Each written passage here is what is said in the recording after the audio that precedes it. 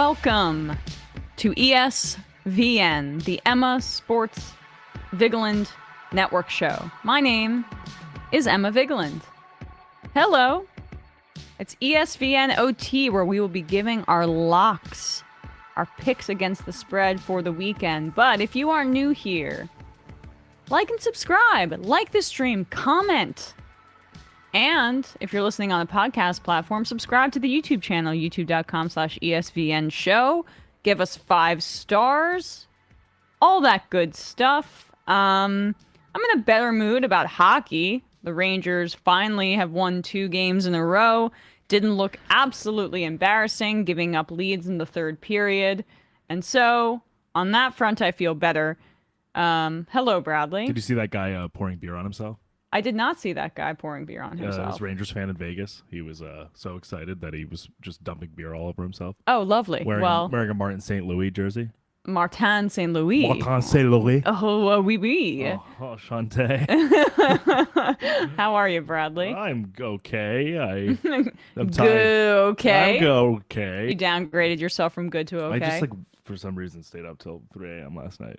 I mean, what, anxiety? And I wasn't doing anything. I was just, sitting. I mean, I do that, too. Like, you get into, that's when, are you a night owl, too? Because I am. Which is hard, because you're supposed to be here for the Majority Report. Oh, yeah. I get, earliest. I get 5-6 hours of sleep a night. Okay, cool. When do you get here in the morning? 8 a.m.? 8:30? Yeah, 8:30. 8 is, the earliest I'd ever get here. Yeah, Don't okay. tell Sam. Okay, well... Before Sam gets here is the answer. Yeah. That nebulous time. Yeah. So, I mean, and I get in around 10, so...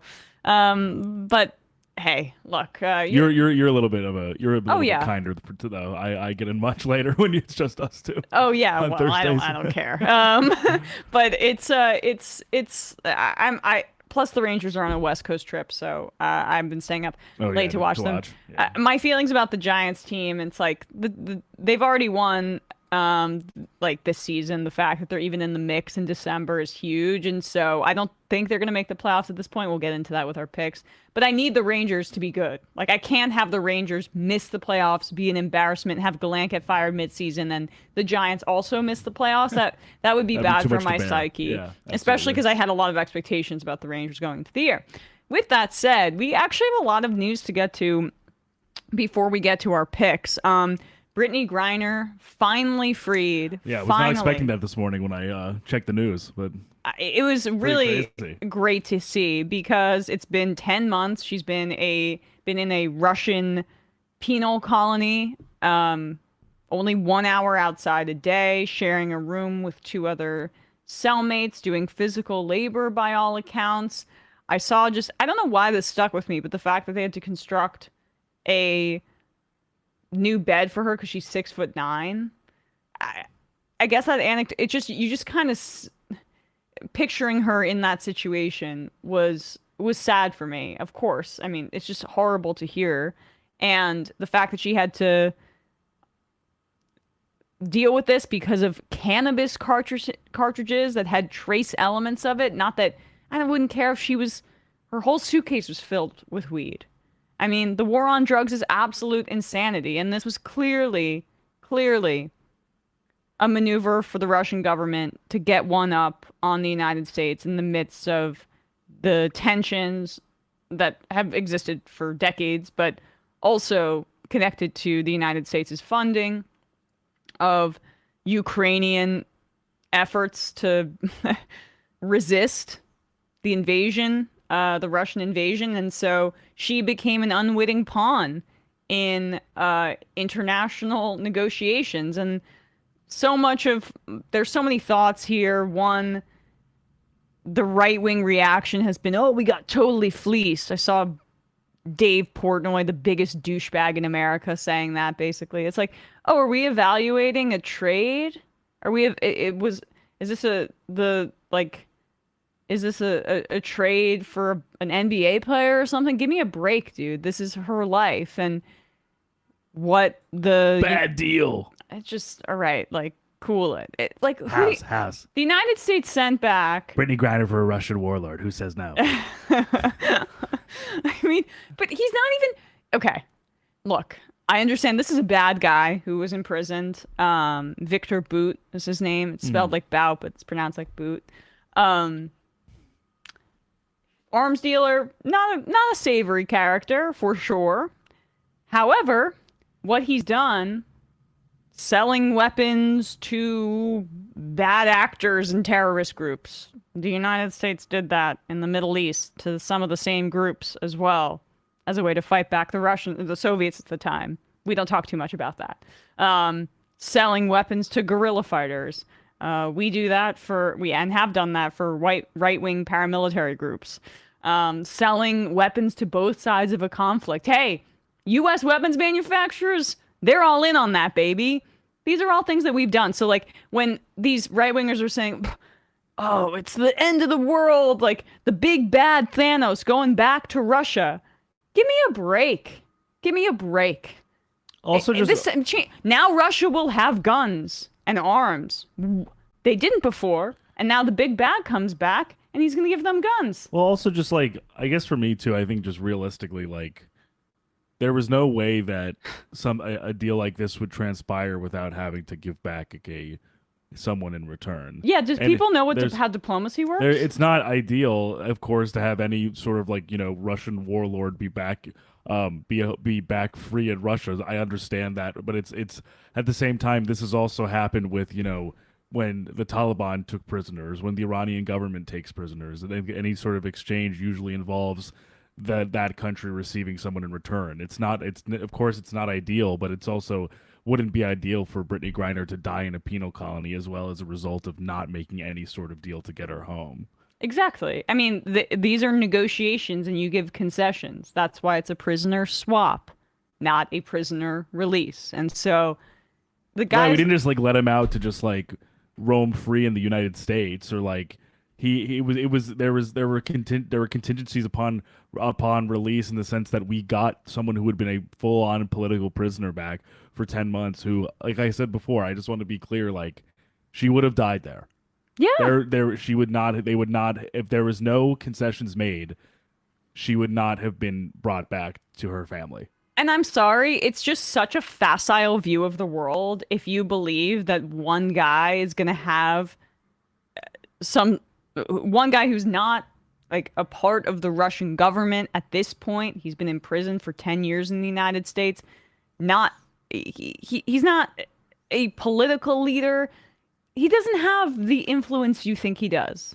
This is not Taken. There isn't like one big bad guy Russian arms dealer who you have to face down as the final boss. Apparently he's in ailing health. I'm sure he'll just live out the rest of his life in Russia. That's what's going to happen, or somewhere else. He might be a bad guy and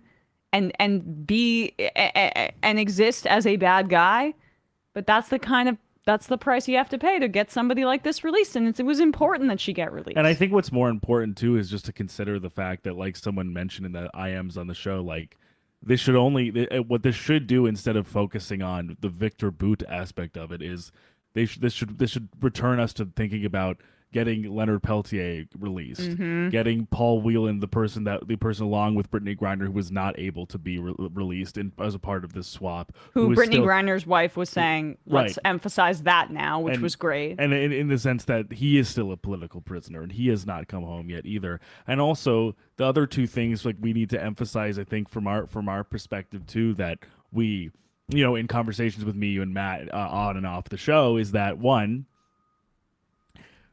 this goes to show you what other countries can learn from the war on drugs here. Mm-hmm. Matt was mentioning this to me but before the show, and I think it's such a good point, which is that Brittney Griner was convicted of a charge that until very recently, and still happens in some states, people in this country are put behind bars for years for having an illegal vape cartridge, for having a dime bag of weed, or getting some sort of trumped up charge that leads them to be an accessory to selling or an accessory to distribute. People are still in many states locked up for that now. And Russia, I think, either is taking cues from, or took a leaf out of our book there, or they are just applying the same draconian standards we have to minor, minimum offenders as well. And the other thing is, Brittney Griner should have never had to go to Russia to supplement her income for playing professional basketball. Yeah. She was there because she doesn't make enough money in the WNBA to just stay in the United States and have an off season and play in the WNBA, and then also have to play in another league internationally. Well said. She went there because she had to make money for her family, and she wouldn't have had to if there was more resources invested into the WNBA and if they actually got fairer contracts. So there's a lot there that's, I think, just a lot more important than just the U.S. sent back a Russian warlord. 100%. Well said. Very well said. Another news item I wanted to touch on is that the Congress has released its report in the lame duck session because the Republicans are about to take control over the House. The report about the Washington Commanders' workplace culture. There's a lot in this report, and so I'm just going to do a deeper dive when I have a little bit more time. But the rundown is this, and there are some juicy elements, is that the U.S. House Committee on Oversight and Reform, currently controlled by the Democrats, it will not be once January rolls around. But they found that Dan Snyder, in particular, presided over a long, extensive, toxic workplace culture with the Washington Commanders, and that he obstructed the congressional inquiry by not abiding by a subpoena, witness intimidation, and during his testimony, which was behind closed doors, even though actually it was behind closed doors only to use that as a shorthand because he wasn't even there. He was zooming in from his yacht overseas, attempting to avoid said subpoena. Sorry, I can't hear you. My yacht Wi-Fi it's going in and out. Yeah. What were you saying about me harassing cheerleaders in the owner's box? Well, he was able to hear at least the questions enough so that apparently over 100 times, according to the report, he said, "I do not recall." Over 100 times. Classic billionaire avoiding of responsibility tactic. And the report also found that he permitted and participated, is the quote, in the toxic workplace culture. The report is like nearly 80 pages long, but there were some really interesting nuggets. So one, the Commanders had an internal investigation that was done by an attorney named Beth Wilkinson. The NFL has access to that report, and there was some outcry about that report because it was commissioned internally by the Commanders, and then when the outcry happened, the NFL took it over. But that was problematic in and of itself, because once that happened, Beth Wilkinson's investigation into the workplace concluded, and again, follow Pro Football Talk for great coverage on this. This is like why I'm informed on this, really. Mike Florio, he's a lawyer, so he knows his shit about this. Sorry, go on. No, I was just gonna say like that this was the report we were talking about also, where they were like, interestingly enough, there was no written summary of the report. Yeah, so it wasn't released. We can't possibly know. Before I lose this point, like so the Beth Wilkinson report was taken over by the NFL, and then nothing came out. Right, nothing came out. So the Beth Wilkinson report started with the Commanders, taken over by the NFL. It was never released. Then they were having some secondary report, I believe, done by Mary Jo White. Yes, that is still ongoing. But that initial report did have a lot of information in it. And Beth Wilkinson's conclusion was never released to the public. And people like Florio speculate like, well, it was because her recommendation was going to be he should sell the team. Right. And so... And correct me if I'm wrong, sorry, the Bruce Allen... Snyder, because I think they obviously had a huge fallout, the former GM or former personnel person with the Commanders. That email trove of whatever came out led to the disclosure of the John Gruden. I'm going to get to that. Oh, okay. Yeah. I thought we were on the same page. Yeah. So, like, that was one of the many nuggets in there. But some of the really interesting information is that, yes, it's Bruce Allen, who's the team president, testified That was the only way you could get good information out of it, because all Snyder said was, "I do not recall." Right. But Bruce Allen, also a piece of crap, also participating in this toxic workplace culture, basically said, "Yeah, the leaks about John Gruden's emails, that was a shot across the bow." I'm paraphrasing, but the Commanders were responsible for it. Doesn't say who in the Commanders. But clearly a shot across the bow for someone like Snyder to be like, I have dirt on everybody. Keep your mouth shut. So keep your damn mouth shut. And that was one of the really interesting elements that was found in this. The other was that Snyder, quote, admitted to using private investigators. But then when asked, Snyder claimed to be, quote, unaware of whom his investigators were talking to, targeting, speaking with. Please. That's how private they were. They were so private that so private that the guy that hired him didn't know what they were looking into. I told him to investigate, but I also told him not to give me any info. Just general investigation. Just want them to kind of be around. He's a job creator for private investigators. I don't really care what happens, but he's helping small businesses. Right. And so he also just like kept saying, I do not recall. So that piece of information about John Gruden's emails getting leaked was fascinating as well. And the other element, to return to the NFL burying Beth Wilkinson's investigation, it allegedly, is that the report was quite scathing about the NFL's involvement. Carolyn Maloney was presiding over it. She's got ousted in a primary due to a convoluted redistricting process here in New York. Got knifed by Jerry Nadler. Yeah, but she was like really bullish about this particular case. Interestingly, maybe she's a Giants fan. I also think there is a bit of she's from New York. It's just like a little weird. Yes, no, totally. I wonder maybe she's like, yeah, gotta bring our division rival down a peg or two. Yeah, but I do think there is a bit. When it comes to congressional investigations regarding either teams or like certain entities like this, where chair people and people on the committee, especially when it's like not like either like Donald Trump or like former Trump administration officials, where it's much harder to get them to comply with subpoenas, that it's almost more like audacious and like for a guy like Dan Snyder to continually either A, refuse to comply with the subpoena, or B, refuse to turn over documents or information. That makes it so that sometimes I think it becomes like a legitimate axe to grind for House members on these committees to be like, you are not, it's not only just the conduct, it's also the fact that like you literally will not. Cops are like that too. Right. It's like we now want to make a point of it to like make you comply because you're refusing to. Like, I think the lack of compliance almost makes them want to sick their power on guys like Snyder more. Oh yeah, I mean, it's like the whole, if you don't take this plea deal and make our lives easier, we're throwing the book at you. Except in this instance, it's actually for a decent reason. Of course, right. And so the NFL, it was pretty scathing in terms of like their level of cooperation. One of the pieces of information from the ESPN summary of this was that on the NFL made it look like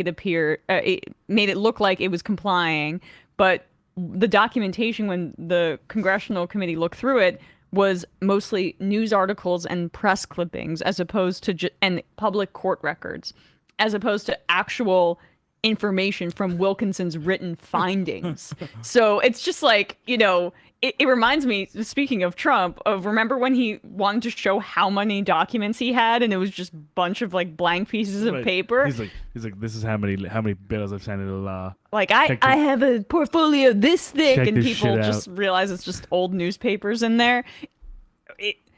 The NFL was stuffing their bra, for lack of a better phrase. Absolutely.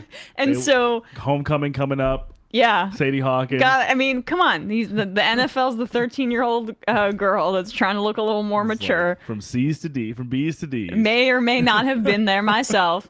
That's what they're doing right now. And like, it'll be interesting to see where it goes. I want to actually really read more of the report, since it just came out today. I haven't been able to get to it. But the NFL clearly does not want their part getting out. We already know how slimy and disgusting Dan Snyder and the Commanders are, and Bruce Allen and all those guys. But the NFL, what did they have to hide? There were some communications, allegedly, between head of legal counsel at the NFL, some people over at the Commanders. What else is there? Right? How much did the NFL know? How much did the NFL bury?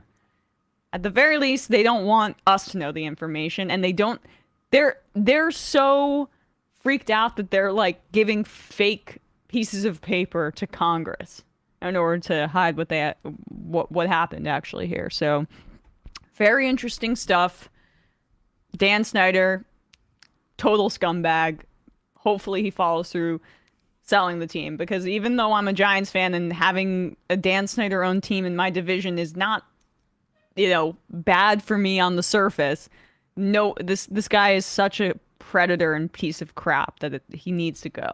One of Drew McGarry over at Defectors, one of his recent NFL Week columns, he lives in Maryland outside of DC, and he's lived there for a while, and he said that it's a little almost different than a team like the Jets or something, where like sure there are disagreements and frustrations with ownership groups, and yes, like the teams have performed poorly, but like the fan base still remains devoted and devout to the team in spite of that.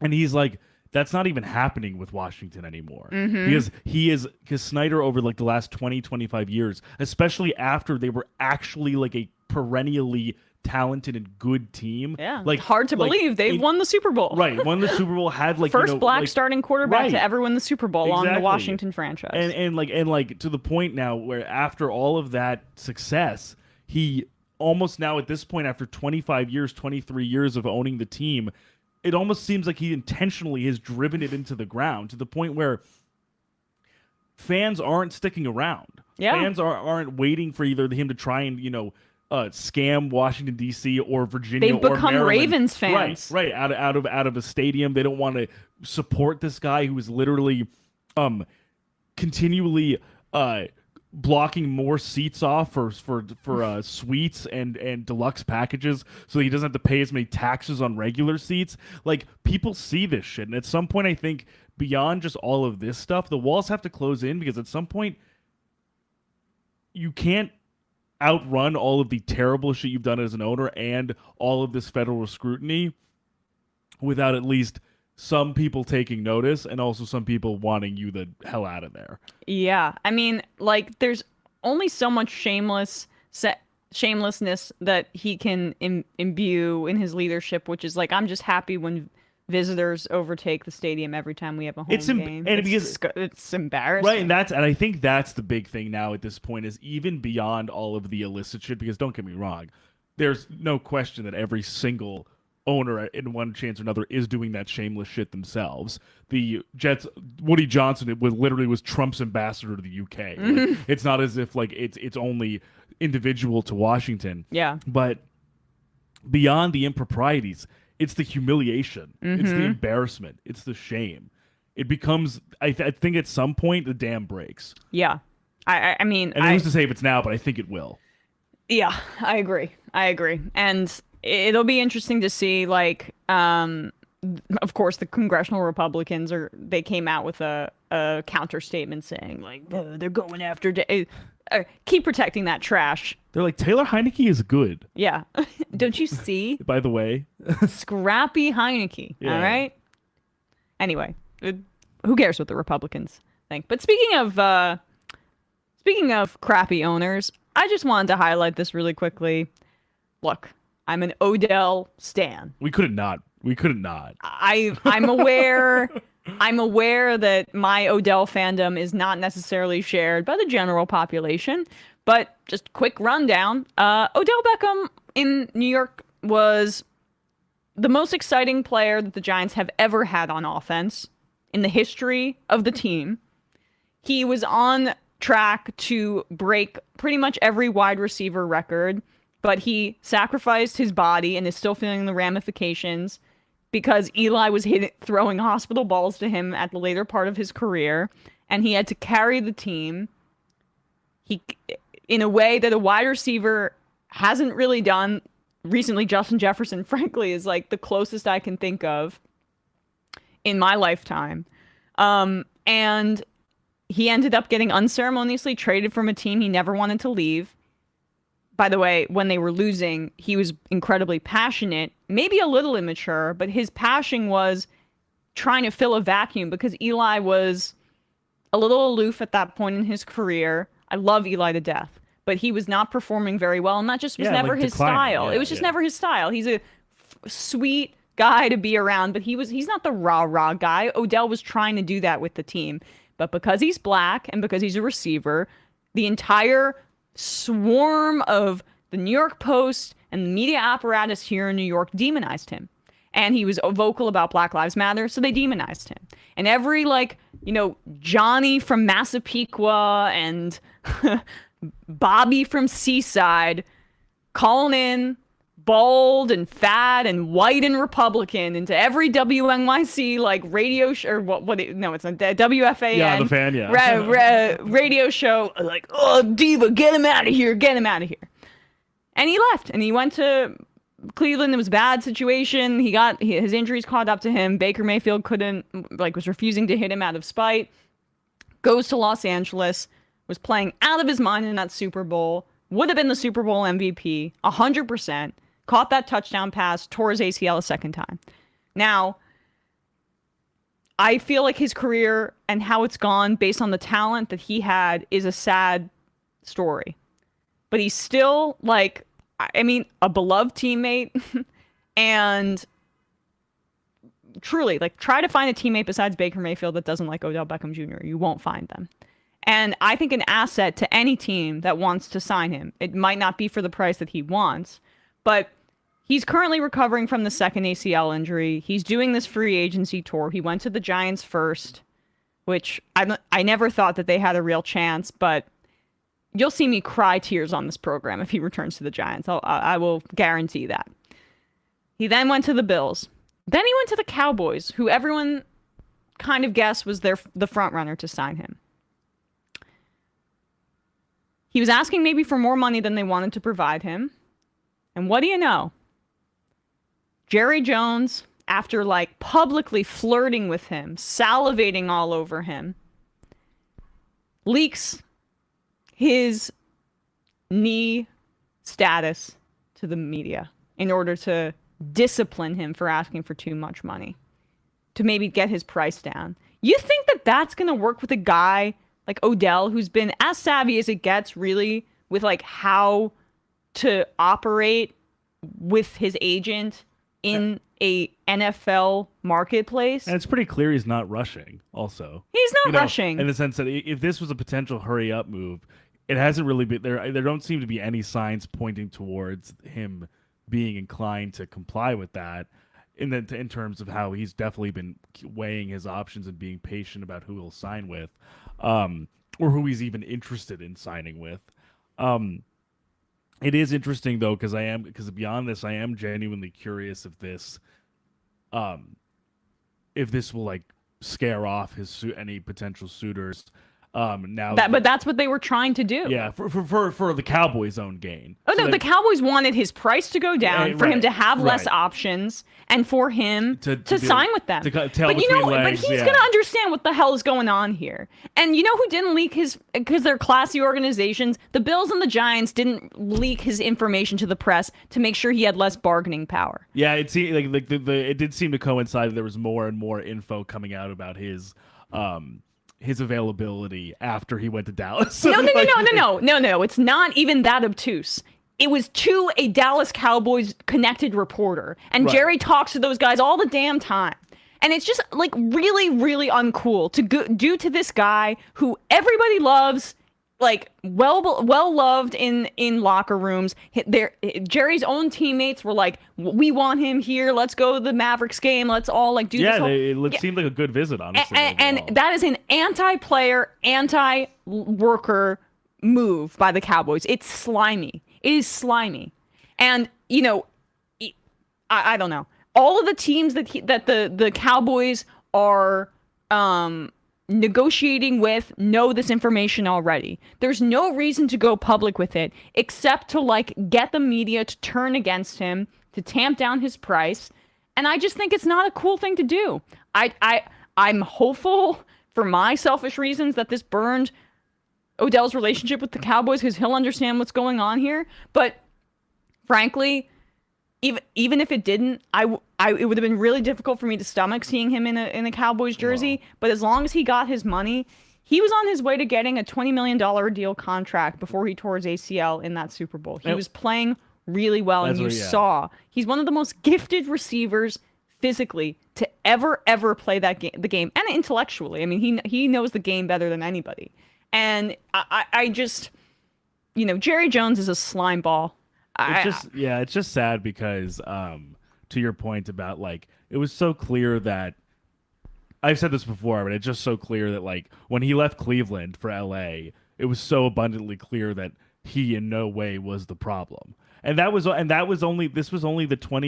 this was last year's Super Bowl. Like this was within this calendar year. He tore it in February. Right, that he played at this high level to help the Rams and Matt Stafford win a Super Bowl. And so I think it's still hopefully, with whenever he can play again, even if he's at 75%, even if he's at 85%, that's still someone who I think should really court like basically any competitive team in the league. And I think the only reason to even, because like it's not as if we don't know, of course we know that he tore his ACL, but to more kind of cast doubt on his recovery or like his timeline, I think is probably only serving to like flatten his value. No, that's why they're doing. That's why they're doing. And I think Jerry Jones, like as we know, the guy might be old, but he's still. This guy likes to be in the mix with everything. He likes to be the operator, and he likes to be the point person for the media over even his own front office or his coaching staff. This is Jerry's team. And I think, my God! And I think especially now seeing stuff like this, and just seeing stuff about how he's been handling talking about Tony Pollard and Zeke Elliott, how he's been handling talking about McCarthy's job security. It's when you go and play for the Cowboys or work for the Cowboys, I think, especially like we said, I'm sure he obviously loves his star players. But if you fall out of favor, or if there's a way he can kind of gin up some sort of controversy or intrigue, he's gonna do it. Yeah, I mean He's the guy you saw in that Little Rock photo. That's who Jerry Jones is. He'll, to your face, he'll like butter you up like nobody's business when you're financially helping him out. But when you're not, like when Odell's maybe asking for a little bit more money than you want, and Odell's looking for term too, that's part of it. He wants more years, which is going to be a tough sell because he hasn't been able to play this year. But I want that for him, and everybody who pretends to be against corporate greed and billionaires should want that for him, and every player that tries to negotiate. Always side with the players in these instances, because billionaires like him, they have dirty tricks like this up the wazoo and all the media connections to make this case. And just one thing about the integration, the Little Rock photo is just to give us, it's a kind of buttress my point about him being a manipulator in that way with the press, is that it's not even just the photo, it's what he said about the photo. He was like, I didn't know what was going on. I don't even think the crowd knew what was going on. That's baldly false. And the reporter in the scrum is like, did you get in trouble? Yeah, that's what I'm saying. It's like you see, I think in that exact moment, you see him essentially dissemble, try and kind of deflect from the question, and then also be met with very fawning responses by a press corps that needs and wants access to him. Mm-hmm. This is the game beyond just the photo, and he does it to really great effect. And that's probably why, if anything, if you would think that anybody really pulls the strings of Roger Goodell more than anybody else, it's Jerry Jones. And I think it's just with all these things that we talk about, it just shows the disproportionate power he has, mm-hmm. and that how much he loves to wield it. Yeah, exactly. So I don't know. I understand maybe some people won't agree. Like some people don't love Odell Beckham Jr. He's my favorite Giant of all time, and I love those Super Bowl teams. But at least in my lifetime, he's my favorite Giant, and so that's part of what motivates this. But I also just think it's wrong generally, and I've seen other people echo these same sentiments. This is just not the way to treat somebody like this. So. Anyway, let's do our picks now, shall we? Should we do a little intro? Oh, yeah. ESVN. Stone cold lock of the century. All week. Boom. Boom. week. Well, we're not exactly tied yet. We're close. But we're close because we have the same number of wins. The only reason that Bradley still has a leg up is because of those 3 pushes where I only have 1. So this got really close really quickly. And it all started when Bradley took the Jets against the Patriots, and he's gone 1-8 And since that time. also, it did not. Your fate did not befall. You did not have the same fate as me when you picked your team and the Jets. You actually went 2-1 and I went 0-3. So I think for me, when I picked the Giants, I said they weren't going to win on that Cowboys game, and they backdoor covered. That did save my ass to a degree, but this is what we've got here, folks. 19-19-1 is I could not be more mediocre. Like the Knicks to start the season, they had literally symmetrical results. Like I know, just 50%. Enough to keep damn Tom Thibodeau around. Yes, exactly. Right. Average is good. Average is fine. We'll be as mediocre as possible. Just another year. This no lacking problem. of complete hindering of the development of our draft picks, but that's beside the point. Yeah. I'm 19-19-1. I couldn't. Yeah. Again, this is really hard, so I'm pretty happy with 19-19-1 being even. Bradley's 19-17-3. And by the way, I was literally 18-6 or 18-7 or something like 2 weeks ago. Yeah. And now I've gone 1-8 or something. But since then, 1-8. Yeah, you went 0-6 right? the last 2 weeks. You won 1 this week. The Bengals pick, which ballsy. Frankly, I'm. It's so funny that I literally thought my other 2 picks were the safer ones, and I thought, there's a chance that the Chiefs are angry about having lost to the Bengals twice before and try, to figure out the stifling defense, but they had it. So I was impressed that I actually, the one of the 1 and 2 was that one. I thought that was risky too, but at the same time, it's just like, damn, the Bengals they just have the number. They have the Chiefs feel number. very good about the Bengals just as in I general. hope we get another. No matter the outcome, I just hope we get another the AFC matchup. Is so fun, and they have the 3 best quarterbacks in the NFL right now, all in the AFC: Josh Allen, Patrick Mahomes, and Joe Burrow. I think it's like them, and then it's kind of a drop off at this point. But that's the conversation for another day. Although we did touch on it a little on Monday in terms of like fear level, fearsomeness level. Yes. Yeah. But put that back up just briefly because I was right on the Vikings. The Jets did try to come back, and they came up short because Mike White, who's the hangover, the Mike White hangover game. I was dead. As we expected. That's what I thought. Yeah, and also the Titans, that wasn't even close. That was the one I might have. No, I don't know. I was fairly certain that they would keep it close. And actually, I do think that was a typo by me. I think the line was 5.5. Doesn't really matter. The Eagles trounced them, and I didn't cover. The Giants tied, so they plus 2.5 was a cover. And Bradley, wow, the Jaguars got beat down by the Lions. And I could have expected it for the offense, but it's also just I just was so surprised. I think it's just so interesting to me. I was saying this to you before the show, I have not hit on the weeks where the Vikings and the Lions show out, and I pick them when they drastically. I either don't pick them when they drastically overperform, or I pick them when they drastically underperform. I was just not expecting the Jaguars to not be able to literally move the ball against the Lions defense. They're so young, and I think that's contributing to their inconsistency. Totally. I'm hopeful the Jaguars take a bigger leap next year. And then you were right about the Bengals, as we just talked about, and then the Chargers just embarrassing themselves and just never ends. It truly never ends. It's just unconscionable what they're trying to do with Justin Herbert's career. It's killing me. I need Brandon Staley to be. At the very least, and Joe Lombardi. I need them gone. I mean, so as an aside, I was like, there's no way he's related to actually Vince Lombardi. Oh. There's no way, right? These teams would not be this brazen in their nepotism. Yeah, grandson. Cool. You think that's a coincidence? I guess I had cognitive dissonance about how ridiculous that would be, but that's him, and he's bad at his job, so get him out of there. Anyway, these are our picks for this upcoming week, though. Here we go. Bradley's gonna, we're in the thick of things now. It's these next few weeks are gonna be incredibly important. The fact that this is this close, this far into the season, I think bodes well for you guys as viewers, because that's fun. But here we go. Locks for week 14. 14. All right. I'm committing the cardinal betting sin. I'm going against my Giants. Wow. Boo. I was surprised to see the Eagles were only 6.5-point favorites. I think they win by a touchdown at very least. The Giants are not winning this game. The Giants are just not winning this game.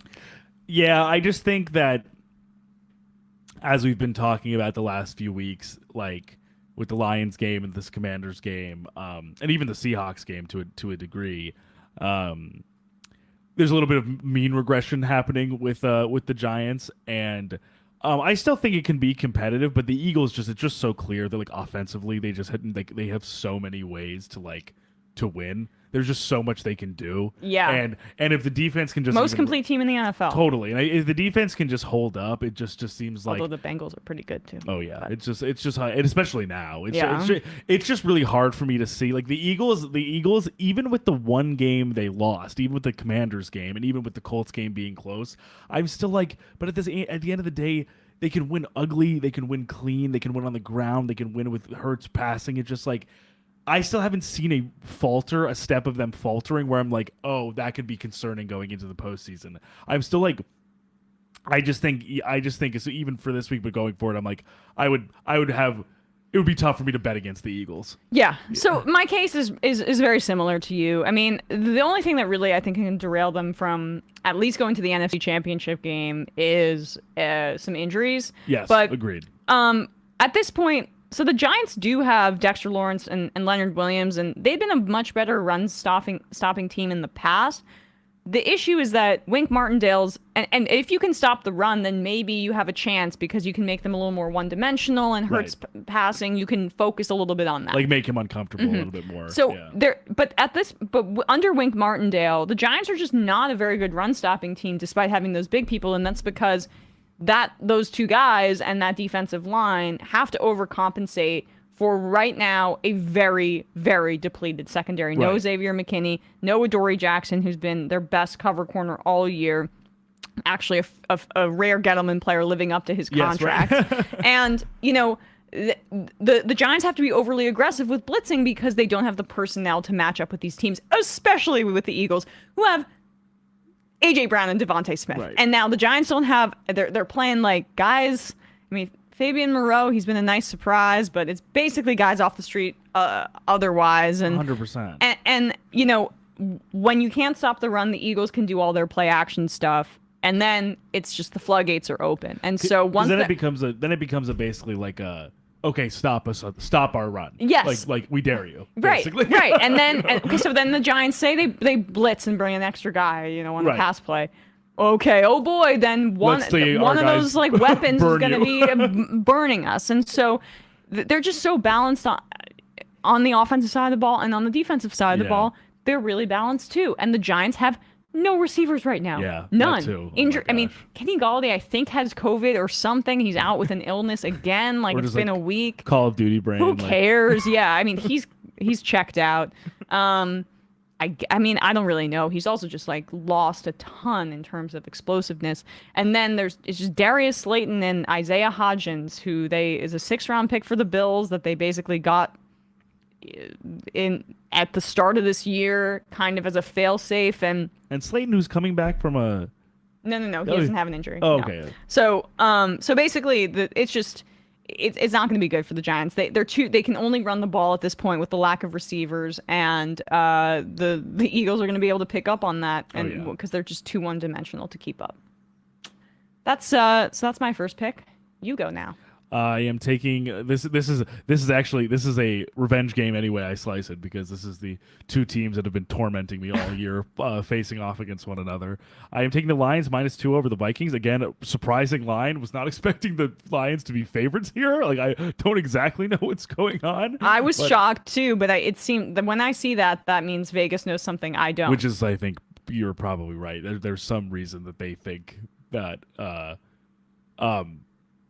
There's some reason I say either on either side that they think that it'll be more than a pick'em for this game. Yeah. But the Lions have just, I think I was maybe a little late to this because I was kind of still pretty fixated on the poor defensive play and the management shakeup with Aubrey Pleasant getting fired, their defensive backs coach. But the offense has looked like really, really good and really creative, and they kind of have all year. But I just really think now with Amon-Ra St. Brown back in the lineup, they're kind of firing on all cylinders.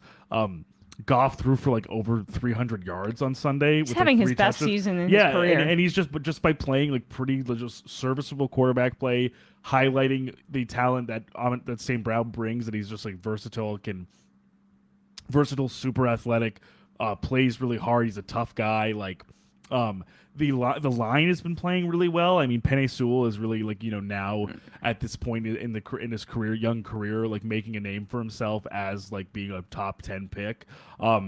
He's huge, but just can move, is so light in his feet. And even guys like Dan Skipper, who was like a not heralded line player, playing really well. Frank Ragnow, like. I really have no concerns truly about the offense, and I think they're actually good. Obviously, it's still the defense that's a problem, but I guess I'm just thinking that if they can find the weak points in the Vikings defense, which I think there are, because it's still not as if even with Zadarius Smith having a good season, they're not like lighting people's hair on fire in terms of the pass rush. And even I think also Patrick Peterson having a decent season in the secondary. He's still he's a little up there in age. He's got a lot of tread on his tires. Cam Dantzler has shown flashes at safety, but I think there are times where he can really mess up mentally. I think there are ways just for them to for Ben Jones, the offensive coordinator, and the Lions offense to take advantage of these spots. It just is really a matter of whether like Cousins in the line can keep the pocket clean, and he can just, use the weapons with Justin Jefferson, guys like that, to his advantage. But I think there are a lot of points where I think in terms of direct matchups, the Lions on offense have good points to hit and pressures that they can access against the Vikings. And the Lions defense has improved in recent weeks, like a significant amount. I guess with this game, could the Vikings clinch? So it looks like at least in the chat, Martin in the YouTube chat is saying the Vikings did clinch. They have not clinched. They haven't. Oh, No. Martin, I think you check your facts. That's Martin. not true. But maybe they could. I think they can. Yeah, I believe they can. So I guess it's also that my only thought is if they had, maybe I would feel more confident in the sense that maybe they would not play their starters. But if they're playing for the division, they will. So all of my analysis is with assuming they're at full strength, assuming they're playing everybody. Yeah, obviously. But you're taking the Lions -2. Yeah. And so, I mean, the Lions, look, they've been really good for the past 5 weeks. They've won 4 out of their last 5, and they covered against the Bills at home. I mean, they were neck and neck with the Bills. They only lost by 3 points on Thanksgiving. Right. And even against a really good matchup, despite not getting the win, they played it close. I would not touch this game, but I could see it going either way. But I think your reasoning is sound. All right, so I'm taking Kansas City in Denver -9. I'm picking all favorites this week. The Chiefs, it's just they just lost last week, and I like the Chiefs coming off a loss. Yeah. By the way, this is the game that got flexed out of primetime because Russ is so embarrassing. Like, what's the point? Yeah. I mean, thank God. Keep the Broncos out of primetime. I don't need any more primetime Denver games. I've gotten enough for a lifetime this season. And you can see like the criticism of them is a little. One, I think people are just a little sick of making fun of Russell Wilson all the time at this point. But I feel like people are now that they're out of primetime a little bit, they are less of an object of derision a little bit, at least proportionately to before. But the Chiefs have won 13 straight against the Broncos. They are 10-3 against the spread against the Broncos. And the Broncos, The Athletic wrote this up, are averaging 2 red zone drives per game. Is that good? Not good. That ties for the 15 fewest of any team this century. Jeez. And the fewest since the Cardinals in 2018, which is, I believe, the year they drafted Kyler Murray in the draft after that. 1.75 was so like it's not just bad, it's dog shit, their offense. And like historically bad. Historically bad. In this era of offensive explosion where all the rules are tilted towards the offense, Mahomes is also undefeated on the road against division rivals in his career. Still. Wow. Still. That's crazy. That's a wild stat. Wild, actually. right? But the one thing with the Broncos though, just to like we've I think contextualized this. But when we talk about this stuff, like when you're talking about like the red zone drives and like even put it by the numbers beyond just what we're seeing, you combine that with like the narrative coming into the season, and like I really think we're not being that hyperbolic when we say just like against expectations, this actually might be the worst season in NFL history. Yeah, I know. Like, honestly, like it actually like in terms of what people were anticipating this to look like and what it was and what it has been, it might be the worst season in NFL history. Yeah. And honestly, the 9 points scares me a little, because sometimes the Chiefs are like, we're going to get lazy and we'll let you come back in it just for funsies. Right. But to me, I feel like they win by 10 points at least. So that's my second pick, Kansas City -9. And then for me, my second pick, this one I do not feel good about at all. I would have taken San Francisco -3.5. Like, I almost considered making that one of my three best. Three locks. I have the Bucks +3.5.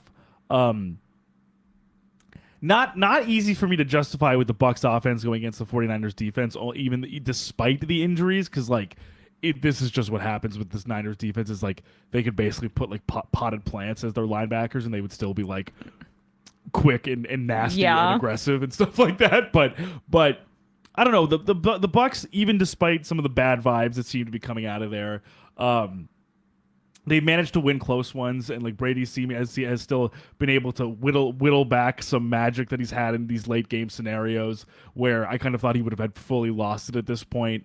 And I still, despite some of the lapses that the Bucks defense has had the last few weeks, I still feel like I can trust them against a young, inexperienced quarterback with a line that's good. I mean, Trent Williams is back, and Trent Williams is like when healthy, one of, if not the best left tackle in the league. But this is still a smart heads up, like, imposing defense when they're playing well and when they have everybody kind of operating at full strength and firing on all cylinders. We'll see if that's the case. I just think I definitely would have not have taken this if it was Garoppolo with McCaffrey, Debo, and Kittle and like Ayuk and stuff. But I just think, and of course we know what Kyle Shanahan can do with young, inexperienced quarterbacks, but this is just a lot to put on a guy who was picked last in this year's draft. And so I'm just saying, I'm only thinking if this defense can make somebody's life difficult, it would be Brock Purdy. You're going against your own reasoning about the Niners, though. Like, we've talked about this with like Kyle Shanahan and, in the context of why Trey Lance looks so bad, because he's been able to make, what's his name? Nick Mullins. Nick Mullins look good. No, I guess what I'm saying is like, I know it to be true, but I am curious. Like, I kind of think I need to see Shanahan like make gold. Look, I could eat shit, but I just feel like Brady looked like crap until the end of that game, and like against the Saints, and I just don't see the Niners defense like giving that up like the way the Saints I did. think that matchup is not in my favor. I'm mostly banking on like Brock Purdy having a hard time against like Levante David, and maybe it could be a field goal and then like that half point. But also, I could even see potentially. I don't even necessarily think that I could see the Bucks backdoor covering too. I could also see right. I'm not even necessarily guaranteeing they win this game. I hear you. If they get blown out. Don't say I didn't say it. We're just embracing debate here at ESVN. Absolutely. All right, my final pick here. This is, I don't know. I mean, I guess the one thing that scares me is that Kenneth Walker is out, but I'm taking the Seahawks -4.5. So to win by 5 points or more against the Carolina Panthers at home. And part of that is, if we could just put that up really quickly. Sorry. Yeah. Part of that is just that, one, so as I mentioned, Kenneth Walker, he won't be playing, but the Seahawks, who did they lose at home to last time? I'm going to, again, look this up in the middle of the broadcast like a true professional. Yeah, so they lost Raiders? to the Raiders. Yeah, that was the Josh Jacobs off overtime run. Yeah. And the defense for the Seahawks were regressing a little bit to what they kind of are, in my opinion. Right, which is not. They played up, then played down, they played down in the beginning of the season, played up, and then were playing down again. They just don't have they don't have the guys to. No, they're very young, inexpensive, and inexperienced. Like it's almost, I almost think it's like, to their credit a little bit, that young guys like Tariq Woolen and Kobe Bryant are looking good, but it's just like they're not currently fit to like take on good offense. Maybe they will. I mean, Pete Carroll can coach defenses like nobody's business, but they're just they're young, and it's amazing that they're in this position at this point. Right, totally. But I just think Geno Smith is still playing really good football. The Panthers have nothing to play for. Sam Darnold's going to be starting. They know the team is in disarray. They just let Baker Mayfield go for nothing, Also, I'm not really taking anything super positive from the win over the Broncos, because it's just more of it's less a feather in the Panthers' cap than a massive embarrassment for the Broncos. Right. One of many. So. And so for me, it's okay, they got their final win of the season, because then they play the Seahawks in Seattle, the Steelers, the Lions, the Bucks, the Saints. I don't know. I mean, I guess they could win some of those games, but I just don't see them having much fight, and the Seahawks are at home, and that's a real thing. And when the 12th man gets going, it's really hard for quarterbacks to get plays off. I could see Sam Darnold making a few mistakes, and so I'm taking the Seahawks minus 4.5 in Seattle. Yeah, I just think I think that in terms of matchup, it's I could totally see for example, DK Metcalf or Tyler Lockett going up against one-on-one against J.C. Horn, for example. Geno throwing a perfect ball, and either DK or Tyler or Lockett get cashing it in the end zone, or drawing a massive DPI penalty, because as athletic and as Horn has been, he's a little handsy.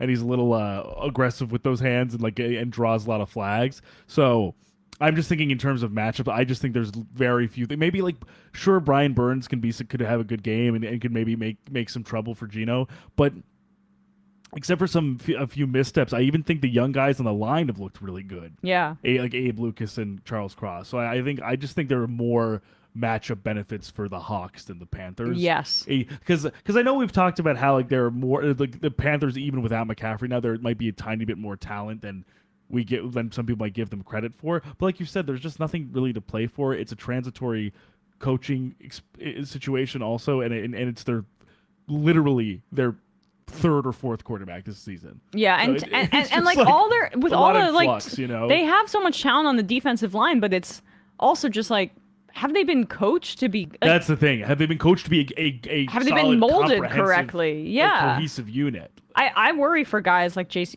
Even if they have a lot of talent, this amount of coaching turnover is bad. Totally for guys like Horn, guys like Derek Brown. I completely agree. So final pick. Then I have I'm punishing the Chargers now. Because they were my Super Bowl team. They were my Super Bowl pick in the beginning of the year. I've bet on them. Huge mistake. I've bet on them 500 times, and they never win. So. We all underestimated how terrible of a coach Brandon Staley is, and how terrible of an offensive coordinator Lombardi is. Just how limited they would make. I think we've basically said this before. It's like they're putting a 98-year-old person in a Ferrari and saying, "Hey, go drive." take it for a spin. I know, right. It's just crazy. But so I just took I'm taking the Dolphins minus 3.5. I think even though Waddle I think is a little, I don't know if necessarily, I haven't seen the injury report, so I don't know if Waddle's not playing or if Waddle is just banged up. But I still think even despite the loss, the Niners kind of had the perfect defensive game plan to kind of stifle Tua and stifle the Dolphins' offense. I certainly do not think the Chargers possess that, and I don't think the Chargers, again, who have one of the worst run defenses in the league, will be able to stifle like Raheem Mostert and Jeff Wilson like the Niners were able to do. I still think Tua will play mostly mistake-free football, and even without Waddle, I mean, Tyreek Hill, for the most part, is probably Offensive Player of the Year. I don't really see him having a terrible game against, again, a secondary as well that doesn't have J.C. Jackson, and it doesn't even really gotten a whole lot of support. Kenneth Murray is injured, and when Kenneth Murray is playing, he's bad. And Derwin James and Nasir Adderley have not been enough to, like, supplement either the attrition that they've experienced and also just the poor gameplay. Yeah, I mean, you'll see like Derwin James makes great plays in the game, but then they give up huge plays. Right, it's just not enough. It's not enough. There's only one guy in this defense, so inexplicable. I mean, like I would, whatever. I hate the Chargers coaching staff. They have terrible. Even with these injuries, they have enough talent to be making these plays more. And also, we see it with the other thing is I always think we compare, but we see it with other teams with probably less talent. Yeah. Who are playing more cohesive and sound football on both ends. The Giants. The Giants, exactly. Like, so, the Seahawks, for example. You know what I mean? Seahawks, right. So, all that being said is I just think, like, I struggle, especially after last week, if recency bias can be any indicator that if they weren't that competitive last week, I don't think they're going to be super competitive on the defensive end against the Dolphins. Yeah. I mean, the Dolphins are definitely the better team.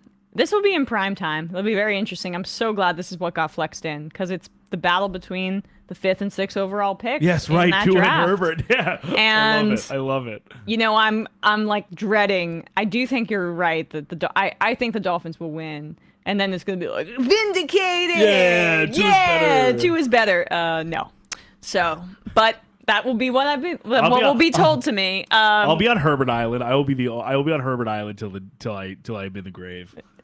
I'm a stan. They're literally this stupid team is about to like freaking Phillip Rivers. I mean, he's more talented than Phillip Rivers. Like they're about to Matt Stafford him. That's his career trajectory. That's exactly is like just like basically look at this guy's tools and say, yeah, no thanks. Yeah, right.